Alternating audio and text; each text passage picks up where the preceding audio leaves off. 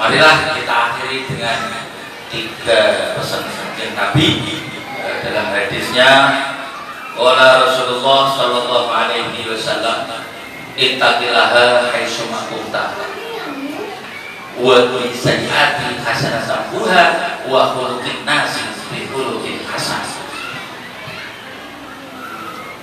Kanjeng Nabi Muhammad pesan, ittaqillaha haitsu ma kunta, bertakwalah kamu dimanapun kamu berada. Maksudnya apa? Wadiyo karo Gusti Allah, yakinlah sama Gusti Allah, madem-madem mangan melu Gusti Allah. Anak belum dapat jodoh, serahkan kepada Allah. Kerjaan belum dapat anak-anak kita, yakin, minta sama Allah. Ittaqillaha haitsu ma kunta, bertakwalah kepada Allah ketika bisa yakin madem-madem mangan melu Gusti Allah. Kalau itu sudah tertanam di hati kita, apapun situasi dunia dan kehidupan, kita tidak akan ngomel dan selalu menyalahkan orang lain. Karena cukup jelas ketika kita sudah ikhlas, sudah ridho, Allah pasti mengatur kehidupan kita dengan rencananya, bukan rencana kita. Malam ini kita bisa duduk bersama karena Allah ridho panjenengan datang ke sini. Tapi kalau Allah nggak ridho, berbagai alasan. Tapi kalau Allah ridho, duduk di sini. Walaupun nanti sampai jam 12, sampai rumah Ustaz Jatuh, orang Allahumma sholli ala Muhammad. Yang kedua, wa bi sayyi'ati hasanatan buha, ketika melakukan perbuatan maksiat atau jelek, ikuti dengan perbuatan baik, insya Allah tambuha, menghapusnya. Banyak orang punya masa lalu yang dosanya besar, banyak orang punya masa lalu yang banyak salah, tapi itu akan terhapus dan akan hilang ketika dia di hari tuanya dengan taubat, dengan ibadah-ibadah yang dia lakukan. Ibadah mahdoh jelas wajib, yaitu ada sholat, puasa, zakat dan haji. Tapi kalau ibadah sunat sesuai dengan hobi, yang hobinya zikir, ikut zikir hari Minggu, yang hobinya sholawat, baca sholawat terus dimanapun berada, sallallahu alaihi wasallam. Yang hobinya sodakoh tiap hari walau hanya 5. Yang hobinya silaturahim, adik kakak paman di grup WA, apa kabar? Jangan di WA, di grup keluarga dia nggak ada komen. Pak mau komen nggak berani, kenapa? Takut diutangi. Orang belum komen, beras mau komen. Karena apa? Komen kita adalah menunjukkan kita masih hidup. Allahumma sholli ala Muhammad. Ittaqillaha wa bi sayyi'ati hasanatan buha. Perbuatan yang jahat atau jelek diikuti dengan baik akan menghapusnya. Ibaratnya kopi, ada kopi, teh. Nah, kalau ada kopi satu singgir, ini kopi ini dianggap perbuatan yang nggak baik. Kalau ini saya tuangi dengan 1 ceret air putih, kopinya keluar nggak terus-menerus? Keluar terus, berganti dengan air putih. Sama dengan kejahatan kita, kesalahan kita. Kita kesalahan sampai segunung, tapi rahmat ampunan Allah seluas lautan bumi dan langit. Allahumma sholli ala Muhammad. Jadi yang pernah punya kesalahan dalam hidup, tenang, minta ampun sama Gusti Allah, ikuti dengan perbuatan yang baik. Pak, saya itu dulu masih muda, salah banyak dosa, harta saya kurang sah. Nah, kebetulan jual aja sebagian untuk sedekah, untuk selamatan, untuk amal. Siapa tahu itu yang menghapus perbuatan kita yang selama ini dianggap salah, atau kita melakukan kesalahan yang tidak sengaja. Wabil sayyi'ati hasanatan buha, perbuatan yang baik akan menghapus perbuatan yang jelek, kesalahan kita. Yang ketiga, wa khuluqin nasi bi khuluqin hasan. Berbuat baiklah kepada semua manusia. Di situ tidak disebut wa khuluqin muslim. Sebutan redaksi hadis wa khuluqin nasi, manusia, mau Kristen, mau Hindu, mau Buddha, mau tua, mau anak-anak, mau bocil, dibaiki. Makanya saya sebut pager mangkok lebih kuat dari pager tembok. Pernah dengar? Nah gini, panjenengan kalau berbuat baik, kalau misalnya punya tetangga banyak antarin makanan, kalau non muslim kan nggak enak, nanti kalau non muslim antri yang muslim nggak enak, antri yang bahan mentah, misalnya salad, lengkeng, anggur, karena itu akan menjadi pager. Atau kalau di Jawa dulu orang biasanya mangkok, pager mangkok itu punya sayur gori, dibagi-bagi ke tetangganya, rukun. Nah, mangkoknya kembali, berangkatnya gori, pulangnya pindang.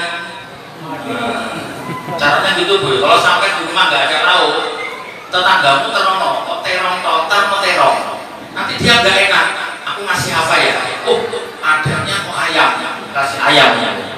Tapi kalau sampai nggak nanam, nggak ngasih tetangga, nggak bakal sampai dapat.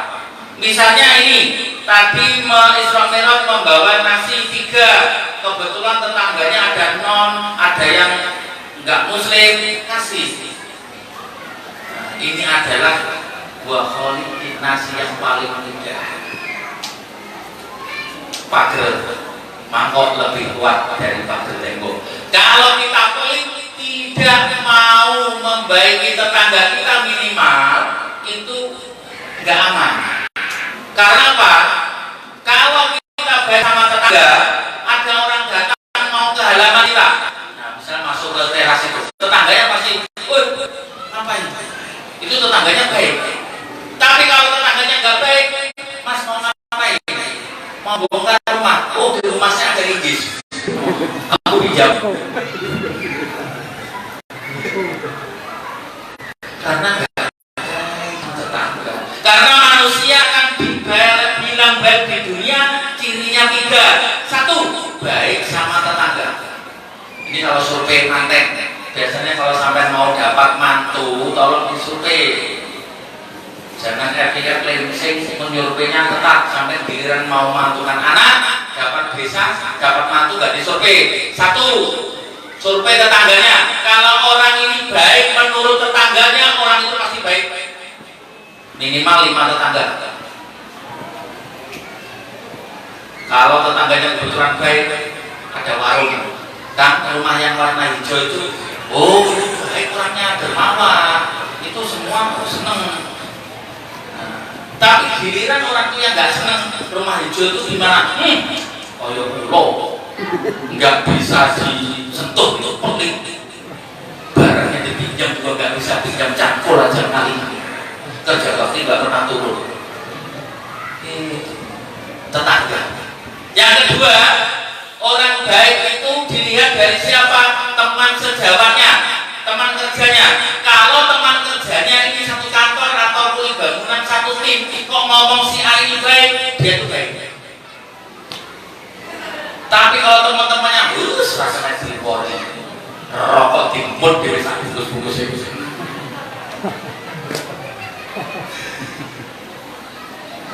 Ini kalau mau punya mantu, panjenengan yang siap mau mantu, disurvei calon anak saya itu kayak apa. Kasihan anak kita kalau dia tidak taat, yang penting agamanya bagus. Oh, sholatnya bagus, agamanya oke. Yang ketiga, orang baik itu dilihat dari siapa? Saudaranya. Entah saudara kandung, entah saudara pakde, paman atau siapapun. Kalau saudara ngomong ini baik, orang ini baik. Kalau tiga-tiganya orang ini ngomong itu orang baik, Pak, itu mantap. Meskipun ustaz, mana ustaz gak awal wong sama tetangga ngerti kerja bakti harus. Allahumma sholli ala Muhammad. wa khuluqin nasi bi khuluqin hasan. Memberikan makanan, bertegur sapa dengan baik, menolong siapapun dalam hubungan muamalah baik itu non muslim dianjurkan dalam Islam. Karena apa yang kita tanam pasti akan kita dapatkan.